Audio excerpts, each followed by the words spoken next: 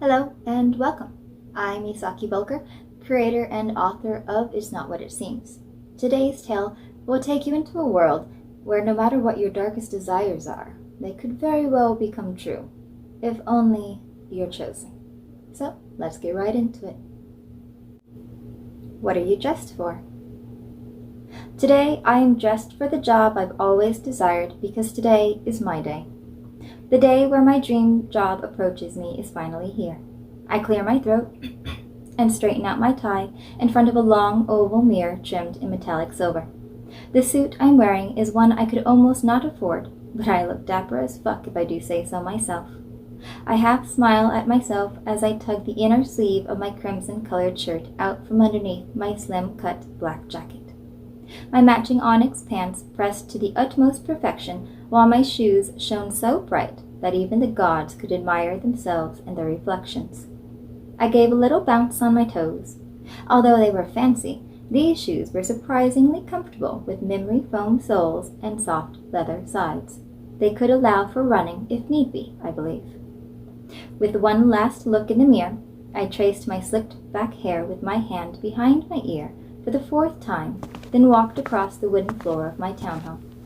My footsteps silenced when I got to the rug in the living room. Everything I owned fit into the color scheme of black, white, or silver. No clutter, no knickknacks laid across any countertop. A Siamese cat was curled up asleep on my gray couch.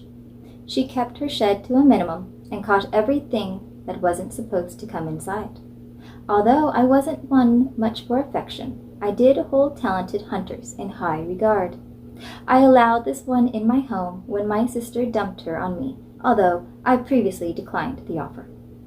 I hated having a weak spot, be it human or animal. I often wondered how it could collide with the job I so wanted. My eyes flicked over to the kitchen drawer with the lint roller inside. I opened it and ran the roller up and down my long arms and legs. I twisted my back to check for any stray hairs that could have snuck up on me. I couldn't allow for any sign of imperfection today. The ding from my automatic coffee maker echoed through the cold, empty air. Hot, dark liquid poured out from the machine into a white ceramic cup. I picked it up once the machine stopped and blew air across the surface. I looked past the kitchen and out the tall living room windows. It was an exceptionally beautiful day, with white clouds streaked across the morning blue. Birds sang their siren song from skeletal trees outside. Once I was done with my breakfast of coffee and biscotti, I rinsed out my cup in the large platinum sink and placed it in the dishwasher to dry.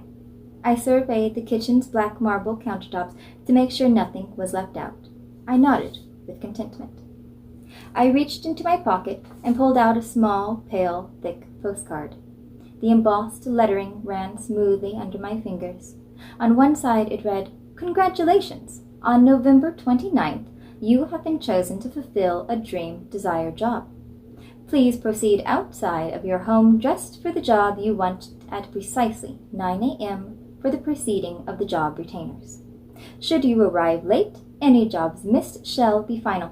Thank you." I flipped it over in my hand to see the other side. This side read my name and address with an official postage mark. I breathed a small sigh, knowing none of this was a dream, and put it back into my jacket pocket.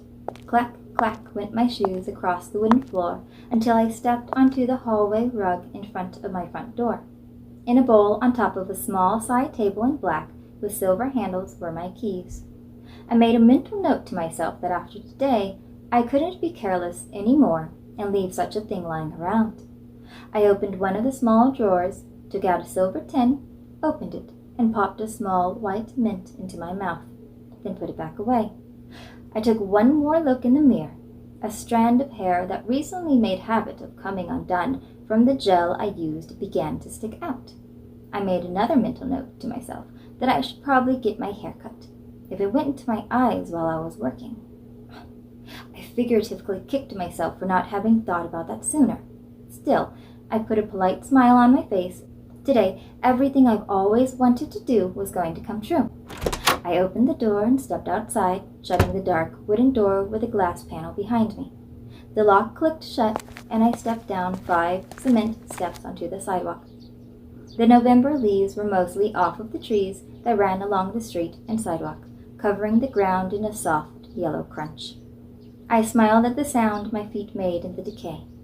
Snow was still a ways off into the season, so I had time to enjoy autumn before winter's icy blast.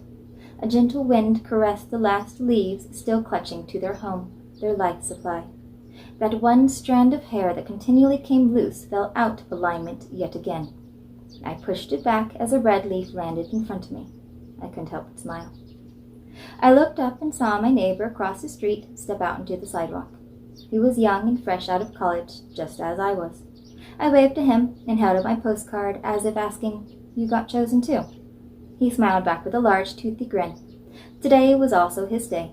His dreams were about to come true as well. He pointed to the outfit he was wearing with pride, a white chef's uniform. He told me before how he wanted to delve into pastries. My neighbor was indeed very, very good at it. Looking behind him, I could make out the faces of his family pressed up against the glass of their front door. They were eagerly waiting just as he was. I didn't need to turn around to see if my cat was waiting to cheer me on. I knew she didn't understand any of this. That didn't prevent me from having a conversation with her about it when I first received the card in mail. But then there was no one else to listen to me anymore. I was glad my sister now lived far away. Maybe she wouldn't be a weakness after all. I was proud of the home I managed to procure all on my own. Soon I would actually be able to afford it. Well, that was the plan at least. Down the street lined with brick townhomes, a few more doors opened. Faces of all color, height, and gender, dressed for what they believed they would be happy doing for the rest of their lives. There was a doctor, a possible race car or ski outfit, scrubs, maybe teacher clothes. Not everything was clear, but the job retainers were known for spotting what they were looking for rather quickly.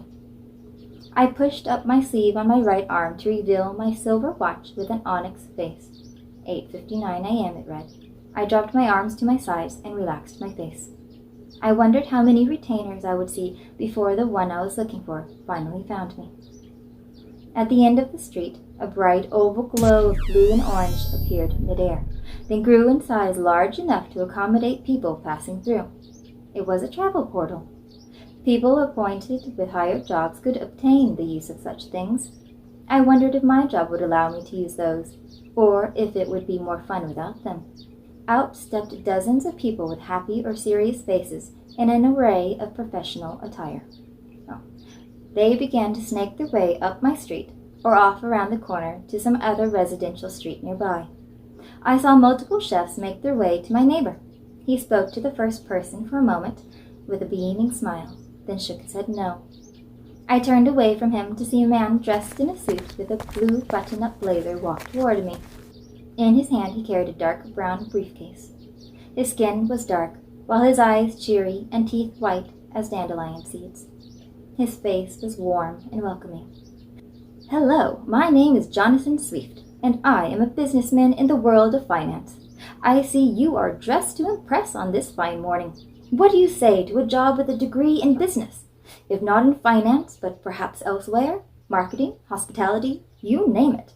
Everything you'd ever need to know will be taught to you if you choose to come with me." Mr. Swift then opened a personal portal by widening his arms to his right. Through it was a classroom filled with other young men and women in suits, seated in front of a whiteboard covered in terms and numbers. "Thank you very much for your offer, Mr. Swift, but this is not the job I am dressed for," I said with a polite smile. He nodded his head and closed the portal by closing his hands. "Well, not every suit is meant for me. I appreciate your time." Mr. Swift tipped his hat, then turned and walked in the direction of the next person in a suit. Across the street, quiet cars were parked, as none were allowed to drive during interviews. Job retainers walked to and fro like ants, looking for food. The next man wore a navy pinstripe suit. He was quite a bit older and had a well-trimmed mustache above his upper lip. A psychiatrist. "You appear to be dressed to listen." "Thank you, but this is not the job I am dressed for," I told him with a slight bow. Could you be dressed to perform on stage? A gorgeous caramel-skinned woman asked me with a twinkle in her eye. It matched her flashy all-gold dress from head to toe. No, this is not the job I am dressed for. Dressed to act? No. Dressed to be an entrepreneur? No. Person after person came up to me as time ticked on. Each time, they were not the one I was waiting for. I looked at my watch. It was now 10:43 a.m. I watched the people around me in between job retainers. Most had already stepped through a portal with the retainer of their choosing. I saw my neighbor pass through one that led to a quaint little bakery. There weren't many retainers walking along the sidewalks anymore. I swallowed. Perhaps the job I dreamed of wasn't available? Or what if it didn't exist within society's limitations? What if the reason I worked so hard for all these years was for naught? My eyes widened as I conjured up the horror of such a thing.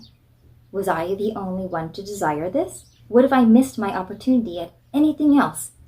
What was to become of me if I could not conform? I rocked back and forth with the weight of my thoughts. My hair came out from behind my ear and hung in my face as I scowled. I know what you're thinking, but you're wrong. A dark but smooth voice spoke from in front of me. I lifted up my head to see who it could be. With my left hand, I brushed my hair back out of my eyes. You're not wrong for wanting to do what you want to do, but in order to do it well and not get caught, we will have to trim your hair back now, won't we? The man's suit was nicer than mine by much more than a mile. His cologne filled my nostrils, allowing all sense of autumn to fall away. It was seductive and alluring. My eyes went up from his sparkling black shoes, up his tailored suit, till I saw his slicked back white hair framing his face. I couldn't guess his age, not for any amount of money. One moment, when he was smiling, he looked like a young schoolboy, but then his face grew serious, reminding me of how my elders used to scold me. It was his eyes that caught my attention more than anything else. He had my eyes that hid a cold passion behind his dismal corneas. He was mystery. He was enticement. He was a man's man, everything I longed to be. I hung back for some time just watching. He spoke smoothly without hesitation. His eyes glowed with a lust that he kept controlled as he spoke. I had to be sure it was you that I was looking for. You see, this job is one of a kind, but with those eyes I don't believe I need to explain. Nonetheless, I watched you as you passed up every job offered to you. Any other person would have taken at least one of those. Are you ready? Once I open my portal, there's no going back. You will help keep balance in society, and that is very important. You'll give people that healthy sense of fear. This is the job I am dressed for, I said with a smile. I pulled on my long hair in front of my eye. And yes, I've been meaning to get it cut. Well then, welcome to my world, he said as he spread his arms wide to his right. A golden portal grew and grew until I saw a bright white room. Silver tools and weapons lined metal trays on stands against the walls. A large basin sink was off to the right. In the center of the room sat a long operating table stained dark red in multiple places. The floor was smooth and tinged a light pink, leading to a drain. I'm glad someone finally realized I was dressed to kill, I said with a smile as I stepped through the portal. Thank you so much for joining me today on It's Not What It Seems. I would absolutely love to hear your questions, comments, or maybe story suggestions down below in the comments. Feel free to share this video with any other horror or spooky loving fan. I hope to get these videos out weekly, so please hit that subscribe button as you already know what to do, and I'll see you next time. And remember, if you see something out of the corner of your eye, it might not be what it seems. Bye.